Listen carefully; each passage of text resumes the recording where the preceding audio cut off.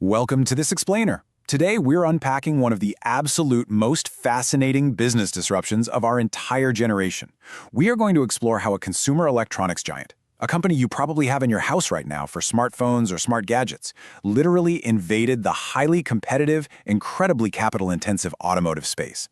We're going to trace this exact path, how they leveraged their phones to build an ecosystem, used that to develop cutting-edge technology and amass capital, poured all of that into EV development, launched the SU7, generated absolutely massive demand, totally disrupted established automakers, and are now eyeing global expansion. It's an unbelievable story of cross-industry strategy. Okay, let's dive into this, because to really wrap our heads around the sheer scale of this move, we have to look at the human element behind it. Back in 2021, Xiaomi's founder and CEO, Lei Jun, put his entire reputation on the line for this pivot. This quote right here from his open letter, it's incredibly emotional. He declared he was going to personally lead this brand new venture, and backed it up with a staggering $10 billion investment over a decade. He actually called it the last major entrepreneurship project of his life. So, this wasn't just a corporate gamble. This was a deeply personal mission. So here is our roadmap for today. We'll kick things off with the $10 billion pivot, move right into the ecosystem advantage, take a peek inside the hyperfactory, explore the SU7 and U7 shockwave, see how they're disrupting the EV giants, and finally, look at the global road ahead. Section 1. The $10 billion pivot. From a geopolitical scare to an EV giant. Now, the crazy thing is, the catalyst for this monumental shift wasn't originally about building cars at all. In January 2021, Lei Jun got a call warning him that Xiaomi was facing the very real threat of US sanctions. This kicked off an emergency board meeting where they had to ask a terrifying question. What on earth happens to our tens of thousands of employees if the core smartphone business is suddenly crippled? That intense fear, that's what triggered this emergency pivot to EV manufacturing to diversify the risk. By September of that same year, Xiaomi Auto was officially a go. And using an incredibly rapid development cycle that they basically just copy-pasted from the tech world, they went from that initial scare to unveiling the SU7 in December 2023 to full mass production in March 2024. That speed is just unheard of in the auto industry. Section 2. The ecosystem advantage. Let's look at their unique competitive edge. So the crucial point is that Xiaomi isn't just building cars. They are building the ultimate mobile smart device. Their whole strategy rests on this proprietary framework they call Human X Car X Home.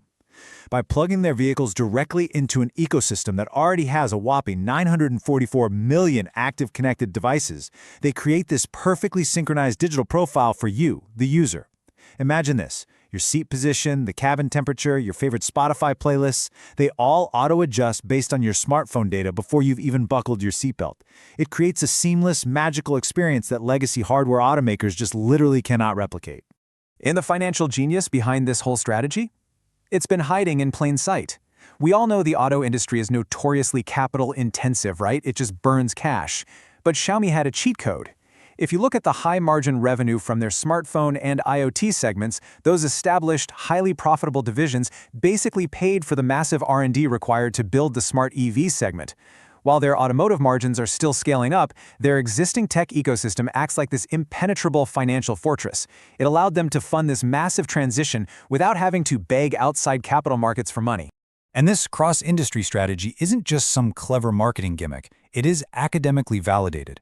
Based on VRIO and PSTEL analyses, which are basically just standard academic frameworks for evaluating business advantages, Xiaomi deliberately targeted their existing premium smartphone users to buy their new cars.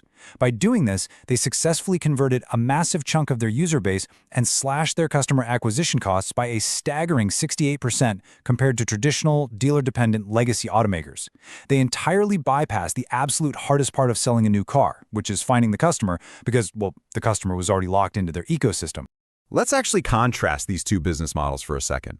Traditional automakers love vertical integration. They want to control the battery tech and keep all their manufacturing completely closed off. Xiaomi, on the flip side, leans 100% into ecosystem integration. They use their HyperOS software to connect with over 10,000 global partners. And the result of that? It is absolutely mind-boggling. Because of this interconnected web, Xiaomi generates an estimated $1,200 per year in post-purchase ecosystem revenue per user. That is a massive, recurring revenue stream that is virtually non-existent for traditional car companies.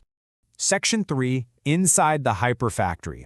Time to step onto the Beijing factory floor. 76 seconds. I just want to let that number sink in for a moment. 76 seconds is the exact time it takes for a brand new car to roll off Xiaomi's highly automated production line. When they're running at full capacity, they're pumping out about 40 SU7s every single hour. And this brilliantly illustrates the secret behind that 76-second speed limit. Their hyper-intelligent manufacturing platform, and specifically their hyper-die casting cluster. Basically, they looked at the high-speed assembly concepts used to build smartphones and applied them to cars. They cast the car's entire rear underbody into a single piece of metal. This merges 72 individual components into one. It completely eliminates 840 welded joints. It cuts production time by 45%, and it even reduces the vehicle's weight by 17%. They essentially stripped away all the complex, messy variations of car building to achieve speeds we've just never seen before. Section 4. The SU7 and U7 shockwave. Let's look at how the market actually reacted. The consumer demand has been, honestly, nothing short of a shockwave. When Xiaomi launched their YU7 SUV, they secured an unbelievable 289,000 pre-orders in just one single hour. Driven by that kind of insane momentum, Xiaomi's total vehicle deliveries for 2025 shot past 410,000 units across their expanding lineup. The market didn't just casually accept these cars, people literally rushed them. And because of that massive demand in sheer scale, Xiaomi Auto hit a financial milestone that is frankly astonishing. By the second quarter, they achieved a 26.4% gross profit margin. They are practically profitable right out of the gate, which is unheard of for a new EV startup. This is all driven by the scale effects of pushing so many vehicles through that hyper-efficient factory, plus optimizing their product mix with high-margin models like the SU1 Ultra. Factoring that in, they're looking at around 67,000 yuan in gross profit per single vehicle. Section 5. Disrupting the EV giants. The tech invasion is here. Now, what's really interesting about this slide is the massive shift we're seeing in consumer perception. According to UBS survey data of Chinese EV buyers, Tesla's long-held status as the ultimate untouchable tech leader is seriously slipping. The percentage of consumers who actually consider Tesla their top choice dropped to just 14%.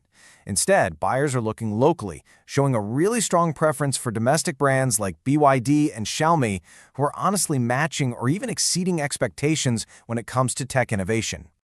A huge driver behind this disruption is just cutthroat price competition combined with incredibly rapid iteration. Xiaomi entered the market aggressively, undercutting Tesla's Model Y by 4%, while still absolutely packing their cars with premium features. But here's the real kicker. Because Xiaomi treats the car like a giant smartphone, their software teams can push out major, meaningful updates in just 45 days based on user feedback. That agile tech world development speed gives them a massive edge over legacy automakers who sometimes take months just to validate a single software tweak across departments. And here's why this matters for you, the buyer. Your car actively gets better after you buy it. Just like your phone updates overnight, you're waking up to a better vehicle than the one you parked in the garage the night before. Section 6. The global road ahead. What's on the horizon? Let's move to and see how this builds into their future, because the road ahead is packed with massive potential, but also some pretty harsh realities. First up, expanding globally means they have to navigate an absolute labyrinth of complex international regulations, different safety certifications, and really strict data privacy laws. Second, they are facing the incredibly heavy reality of automotive safety liability. After a fatal SUV crash in March 2025 that involved their assisted driving mode, the company has faced intense scrutiny, which really highlights the massive risks involved with AI-driven safety features. But looking at the opportunities, their ecosystem gives them such unique leverage. For example, they have the potential to convert up to 30% of their existing offline smartphone stores into EV energy stations. That would drastically reduce their infrastructure costs while pulling their consumers even deeper into their brand loyalty loop. Which brings us to our final thought for this explainer.